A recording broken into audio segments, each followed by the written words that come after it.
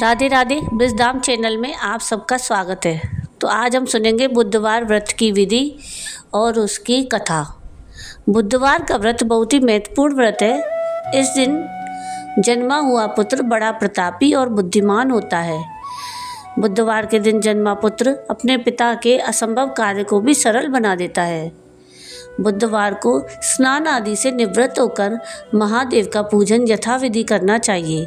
इस दिन हरी वस्तुओं का भोग दिन में एक बार करना चाहिए और इन्हीं का ब्राह्मणों को दान देना चाहिए। तो आइए सुनते हैं बुधवार व्रत की पौराणिक कथा। और अगर आपको ये कथा पसंद आए तो प्लीज़ इसको लाइक शेयर ज़रूर कीजिएगा और प्लीज़ मेरे चैनल को सब्सक्राइब कीजिएगा और कमेंट में राधे राधे ज़रूर लिखिएगा। एक वैश्य परिवार था। उसका मुखिया वाणिज्य व्यापार हेतु दूर दूर तक जाया करता था।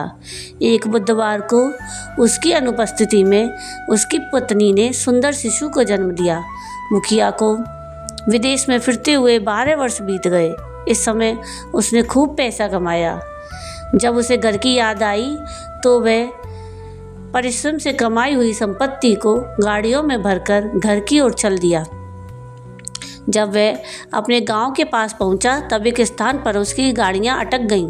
उसने गाड़ी चलाने के लिए यथासंभव प्रयास किए पर बैल अपनी जगह से बिल्कुल भी नहीं हटे। अंत में उसने आसपास के गांवों से बड़े बड़े पंडितों को बुलाकर उनसे उपाय करने के लिए कहा।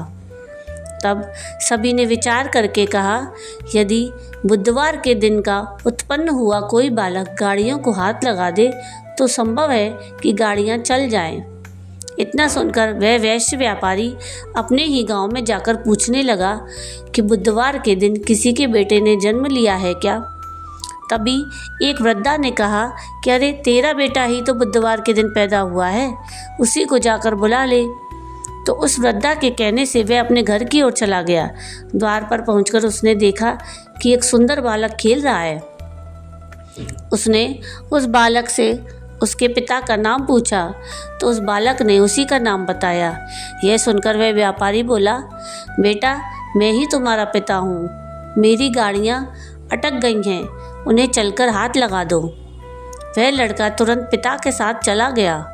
उसने ज्यों ही गाड़ियों को हाथ लगाया त्यों ही वे चलने लग गईं। घर पहुंचकर उस वैश्य व्यापारी ने बहुत खुशियां मनाई, पुत्र के सभी संस्कार पूर्ण कराए और बहुत सा दान पुण्य किया। तो उसी समय से स्त्रियों में बुधवार का व्रत करने की परिपाटी चली आ रही है। तो ये थी बुधवार व्रत की कथा। आपको ये कथा कैसी लगी मुझे कमेंट करके ज़रूर बताइएगा। और अगर आपको ये कथा पसंद आई हो तो प्लीज़ इसको लाइक शेयर ज़रूर कीजिएगा और प्लीज़ मेरे चैनल को सब्सक्राइब कीजिएगा और कमेंट में राधे राधे ज़रूर लिखिएगा। और वीडियो पूरा देखने के लिए थैंक यू। राधे राधे।